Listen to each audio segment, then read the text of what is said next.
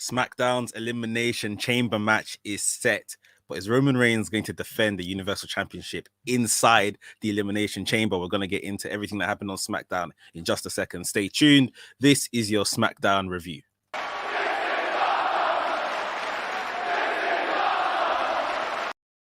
What's up, Maniacs? My name is Mex. I'm a wrestling fan, a wrestling enthusiast, a WrestleManiac, if you will. And today we are talking about SmackDown. Really fun show, as per usual. You know, we've come to expect it now from SmackDown. Really decent segments, as well as deciding what's going on with the Elimination Chamber match. It's been given to the men, so we're not getting a women's Elimination Chamber match. It doesn't look like this year at the pay-per-view. But we're going to get into everything that happened, as well as a return to SmackDown. So make sure you stay tuned. And right here at WrestleManiac UK, I discuss everything that is WWE and AEW. So if this sounds like the place for you, make sure you click the subscribe button and make sure you click the notification bell so you get notified each and every time I drop a new video. Ladies and gentlemen, without further ado, let's get into this SmackDown review. And the show started with Roman Reigns, special counsel Paul Heyman, and his cousin Jey Uso all coming out to the ring. Adam Pearce was already in the ring, and Adam Pearce was going to have a conversation with them about, you know, Elimination Chamber is next week. How are we going to basically defend the Universal Champion? That Roman Reigns, you are to defend your title at the Elimination Chamber pay-per-view. And Adam Pearce proposed that basically Roman Reigns, you're going to go into the chamber with 5 other men and defend it in there. Roman Reigns and Paul Heyman both laughed at the suggestion that Roman Reigns is going into the chamber. And the look on Adam Pearce's face said, yeah, I'm in for a long night here. However, Roman Reigns basically said, you know, I don't have to listen to you. I'm a rule under myself, all that kind of stuff. He said, Paul, you're going to handle this. Gave the mic to Paul Heyman. Paul Heyman went on to basically say to Adam Pearce, look, the contract says he has to defend his Universal Championship at Elimination Chamber pay-per-view, not in the Elimination Chamber match. So what they've decided to do now, basically, is there's going to be 6 competitors in the Elimination Chamber match. The winner will face Roman Reigns after the Elimination Chamber match. So a nice little technicality that they found their way around. Adam Pearce said, well, okay, you know, I guess you're right, you know, so I'm going to start filling the field. We'll do some qualifying matches. The first name that I don't think needs to qualify is Jey Uso, that he's taken Roman Reigns to the limit in recent times. And the second name that's going to qualify without having to actually qualify is Kevin Owens, another name that's taken Roman Reigns to the limit. Adam Pearce leaves the ring at this point. Roman Reigns hands his title to Paul Heyman and goes in pursuit of Adam Pearce. And threatens him, basically. Paul Heyman goes over to Roman Reigns, calms him down, tells him to leave it alone, you know, let's go, sort of thing. So we now know, you know, 2 of the names that's going to be in the Elimination Chamber match, Jey Uso, Kevin Owens, and we're going to find out who the other 4 is going to be on the night. Nice little way to kind of fill the gaps in the Elimination Chamber. We were talking on Monday that, you know, you shouldn't just be announcing names into this thing. There should be some type of qualification process. I think this is the best way to do it with the time they've got left for the Elimination Chamber pay-per-view. So happy to see they kind of made an improvement there. But yeah, a really strong segment. Roman Reigns is nailing these segments week after week to start the show and stuff. So yeah, the first qualifying match we were actually getting, which was decided backstage by Sonya Deville, obviously the assistant to Adam Pearce right now. She said, you know, we haven't got time to do like singles matches, so I'm putting together a series of tag matches. The winners of the tag matches will enter as, you know, 2 single competitors into the Elimination Chamber. A great idea, I thought. And the first match we got was King Corbin and Sami Zayn versus Rey and Dominic Mysterio. I guess these guys have been kind of going at each other somewhat, so it's easy to kind of pair them together. Big up Gary in the comments. GG, hope you're doing well, bro. Yeah, so it was kind of easy to pair these guys together. I'm not going to lie, wasn't the most interesting of matches for long parts, especially when we had Corbin in the ring. And we saw some good offense against Corbin with the Mysterios. But for me, Sami Zayn was the MVP of this match. It's just so good to kind of see Sami Zayn back doing what he's best at. I know he faced a kind of quite a few injury issues some in the last couple of years, but Sami Zayn's doing some great work on the mic. He's doing some great work in the ring, and he actually puts away Dominic Mysterio in this match with a haluva kick. Haven't seen that put away someone in quite a while, so it was good to see that. So Dominic Mysterio, Rey Mysterio will not be entering the Elimination Chamber. Instead, it will be Baron Corbin and Sami Zayn. And this wasn't the last we saw of these guys on the night. But yeah, I guess that was the field of the heels kind of complete with Jey Uso, Sami Zayn, Baron Corbin now all confirmed for the Elimination Chamber. We now knew we're going to get some faces going in there, if you see what I mean. Next up on the show, we had a really good segment between Big E and Apollo Crews. Big E came down to the ring, Intercontinental Championship around his waist. Big E came to say that, I've had battles in the last couple of weeks with Sami Zayn, with Apollo Crews. I'm done with those guys. I'm going to come out here. He was going to come out here to announce a Intercontinental Championship Open Challenge. Apollo Crews comes out. He says, look, I know that's exactly what you're about to do, and I'm coming to answer the challenge. Big E said, look, bro, I'm done with you. Like, we're not going to do this again, sort of thing. You had your chance. You've had, 2 or 3 chances, in fact. Yeah, I'm not doing this. The mics kind of go away from their mouth and they're squaring up to each other, but you can still hear what they're saying. And it was really well done. You could hear Big E telling him, look, we're not doing this. Step down, everything. Apollo Crews saying, I'm trying to step up. I'm not letting you get away with this. I want a challenge, blah, blah, blah. Big E just takes the mic to his mouth and says, bring out my challenger. Just really dismissed Apollo Crews. Apollo Crews was like, all right. We'll see. Apollo Crews gets out the ring as we get the arrival of Shinsuke Nakamura, who was going to be Big E's IC title competitor on the night for this open challenge. Really decent match we saw, of what we got between Big E and Shinsuke Nakamura. It didn't last very long at all, that has to admit, but both guys got their offense in. I think this is the first time we've seen these guys in like a singles capacity, if you like. I think basically anytime before that they faced each other has probably been when New Day were taking on Cesaro and Shinsuke, or Sami Zayn and Shinsuke. So yeah, good to see these two kind of go at it probably for about the first time, if I'm correct. Like I say, match didn't last long though. Halfway through the match or so, we had the interruption of Apollo Crews, who came in and gave Big E massive drop kick to obviously get the match thrown out. So there was a disqualification here. Shinsuke doesn't go on to challenge for much longer for the IC title, and Apollo Crews lays his mark, tells Big E, I'm not done with you, sort of thing. Really good work by Apollo Crews. We have to give it to him. He's had a bit of a change in attitude. It's hard to say if it's a full-on heel turn right now. He is conducting himself as a heel, a lot of heel tendencies, if you like, but I think at some point somewhere they have to do something big, like him and Big E maybe have to have some type of big match maybe that comes at Elimination Chamber, who knows, some kind of a match to really decide it. I assume Big E retains, even though it might be interesting to see the belt change hands. And a lot of people are talking as well about a possible WrestleMania match between Big E and Christian. So that would be fun. But yeah, let me know what you think of Apollo Crews really inserting himself and, trying to rattle Big E, despite, he has a point. He still wants to challenge for this title.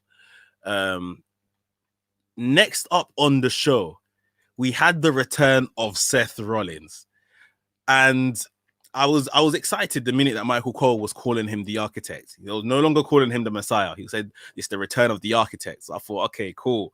We're getting old school Seth Rollins back in the building, and I was looking forward to it. The Smackdown roster poured out around the ring. I was thinking, what kind of stuff is this? Just for someone returning? They really kind of overdone it, overshot it, if you like. Seth Rollins comes out to his, burn it down music. So we are getting that return of him, but he is dressed as is it Hitman, the character from the games, in a leather suit, leather trousers, leather blazer, leather shirt, leather tie, red leather tie. It's crazy. Like I I don't know where he's mixed his, I guess, Messiah gimmick with, I don't know what this is yet. Anyway, he comes up to the middle of the ring anyway. Comes up to the middle of the ring and he says, "Look, I'm happy to be back. It feels great to be back. I've just become a dad to a beautiful, perfect baby girl." And he goes on to outline whether he has a place in the current SmackDown landscape because the roster is stacked. And he goes on to say that basically his place is as a leader, to lead others, to train others, to make them be the best they can be. Everyone's like, "Yeah, I've heard enough of this." Everyone starts walking out. By the time he's finished his entire spiel and his new catchphrase, which seems to be "embrace the vision," the lights go up and he sees nobody is around ringside. Nobody but Cesaro. The camera pans over to Cesaro and him looking at Cesaro. And I got excited. I thought, okay, is Seth Rollins kind of going to be not like the heater, but like, you know, the engine behind Cesaro? This Cesaro push that we seem to be getting these days. Is Seth Rollins going to be the guy behind him, almost like manager-esque? But Cesaro just shaked his head. He stayed for the whole meeting, but shaked his head and walked out. He said, "Yeah, this is trash. I'm walking out." Seth Rollins took particular anger towards that, and Seth Rollins attacked Cesaro, gave him a chop block onto his knee. Cesaro fell down, began to plummet. Cesaro laid a lot of punches into him and all of that kind of stuff. Cesaro was eventually saved by referees. Rollins came back. Cesaro was then eventually saved by Daniel Bryan, who he was going to be tagging with later on in the night. I can see Gigi in the comments already saying, "Give me Rollins versus Cesaro." Bro, I am there as well. That would be a brilliant match. I think maybe we are going to get something like that after the Elimination Chamber, maybe going into Fastlane. But yeah, that would be a fantastic little program for Cesaro and a good welcome back position for Seth Rollins, especially as Cesaro is on the up. But yeah, great to see it. Obviously, for those that don't know, these two go way back to their Ring of Honor days. They are good friends, traveled the road together. So yeah, this is gonna be good. Once we get out of Elimination Chamber and stuff, I can imagine this program is going to be very, very good. Looking forward to it. But I do have to say that the whole return and spiel of Rollins coming back into the fray, it was a bit weak for me. It wasn't the most exciting way to return and how they did it. But the fact that it's going to probably lead to Cesaro versus Rollins, I'm here for it. Guys, before we get on to some women's action that happened on the night, please make sure you smash the like button. That's all I ask. Smash the like button if you haven't already. It does loads for the channel. I thoroughly appreciate it every time you guys do that. So please make sure, whether you're watching on Facebook or on YouTube, you have hit that like button. Thank you very much. Next up on the show, we got Bayley versus Liv Morgan. Obviously, Bayley triumphed over Ruby Riott, a member of the Riott Squad, last week with an attempted distraction by Billie Kay, but didn't really work. But Billie Kay had a part to play somewhat. So this week it was Liv Morgan versus Bayley. Bayley, she's so good, so entertaining, especially in this heel persona. Liv Morgan growing every week, it seems, in her confidence in the ring, really becoming a bit of a star as well, in like socially, like in social media circles and stuff like that. A lot of love for Liv Morgan. This match ended how I guess we expected it to end, with Billie Kay causing a distraction. I think she was coming out to apologize for her role that she had played with maybe getting Ruby Riott distracted last week. She came out to apologize, caused another distraction, which distracted Liv Morgan. Bayley hit Liv Morgan with the rose plant finisher, pinned Liv Morgan, and got out of the ring celebrating. Now, for me, I love Billie Kay. But this distraction and CV thing, resume handing out she's doing is becoming a bit repetitive. They need to change it up. She can still be in some type of comedy role in and around SmackDown, 100%. But I just think they can't dwell on something for too long. Her costing the Riot Squad, which is one of the only women's tag teams in WWE, one of a few, it's not good, So yeah, they need to break free of her, make Billie Kay do something else, and yeah, I'm not here to see any more Billie Kay interruptions, if I'm honest, especially not with these guys. Next up on the show, we had the Street Profits versus the Alpha Academy. Just a nice little exhibition match, if you like. We haven't seen the Street Profits have much in-ring action since they lost the tag team championship some weeks back, so it was good to see them in the ring.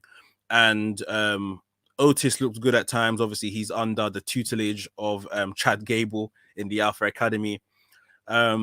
Nothing special happened in this match. It was just, like I say, a nice, good exhibition match for the two teams. And in the end, we saw Montez Ford apply that crazy frog splash that he does to pin to pin Chad Gable for the win. As the Street Profits were going up the entranceway and leaving the arena, we saw Boss Time hit Sasha Banks. They came out. Sasha Banks started dancing with the Street Profits, and I'm thinking, Montez Ford, your wife is about to take on this woman, and you're out here dancing with the ops. Like, bro, you can't be doing that. But anyway, a bit of an entertainment segment, I guess, if you like. Sasha Banks came down to the ring, and Sasha Banks began to sing the praises of Bianca Belair. Yeah, she's the EST, and if she's gonna be main eventing WrestleMania, she has to pick me, Sasha Banks. She was interrupted by Bianca Belair. Of course, Bianca Belair came and said, "Look, as well." She put over Sasha Banks, sorry, and said, like, yeah, but you're not the boss of me. You can't tell me what to do. You can't tell me who to pick, etc., etc.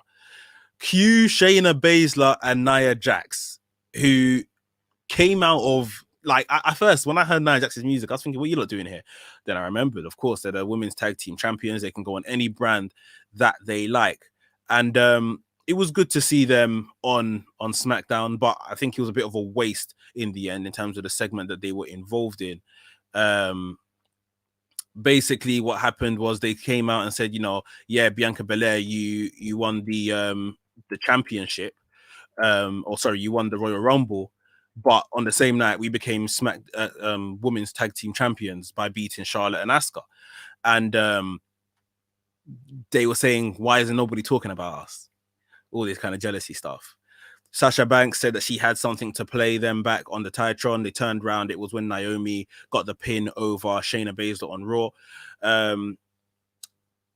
Apparently, she said that it was the wrong clip. Bianca Belair had the right clip loaded. And of course, it was the Nia Jax shouting "my hole" on Raw on Monday.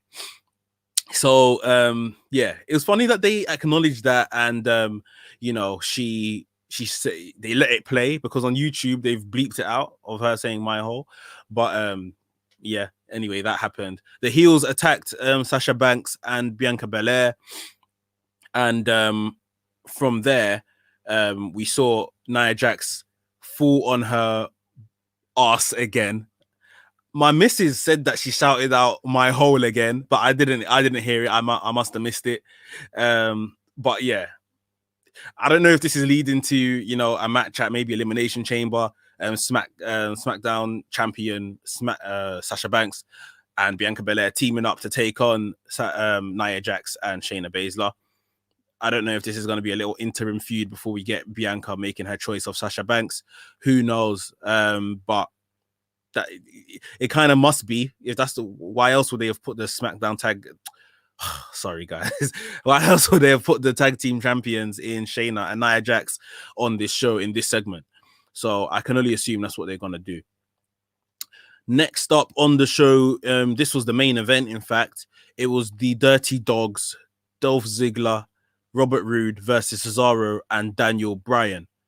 Um, this was for a place in the Elimination Chamber. So the winning team would win 2 places to go into the Elimination Chamber. Obviously, Cesaro came into this match injured from the injuries he had taken from the beating at the hands of Rollins. However, as he has been looking in recent weeks, Cesaro looked incredible in this match again. Dirty Dogs looked good. I can't lie. They've got some tandem offense and stuff. They looked really impressive at times as well. But I think we all knew, especially with the balance, the heels, the faces, everything, that it was going to be a Daniel Bryan Cesaro win. We saw the spin on Dolph Ziggler, and then he puts Dolph Ziggler in the sharpshooter. Dolph Ziggler taps out. And the roll that Cesaro is on keeps rolling.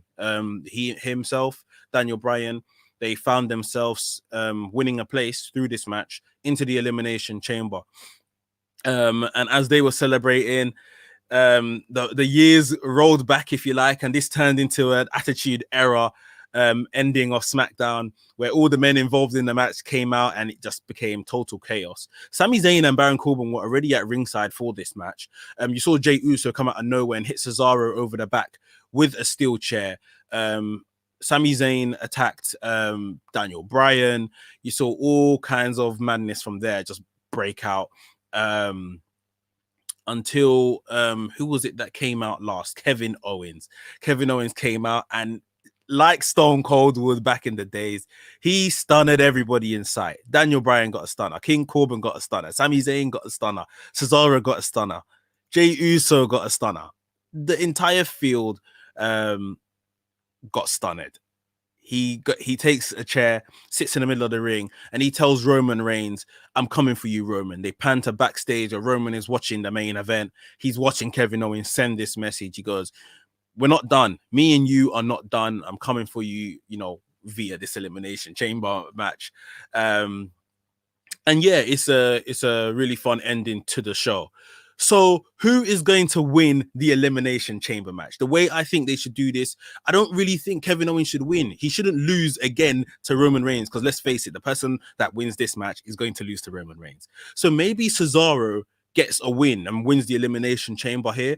And, Cesaro, after being beaten up, Roman Reigns comes out straight away after he wins. The Chamber leaves. Their match for the Universal Championship starts. Roman Reigns batters Cesaro, pins him, walks out, retains the Universal Championship. I guess Cesaro is kept strong in that kind of fashion, coming out of the Elimination Chamber straight into a singles match and losing doesn't make him look bad, in my opinion. What do you guys think? Put it down below in the comments. How should they book this Elimination Chamber match? Who should win it and who should take on Roman Reigns afterwards?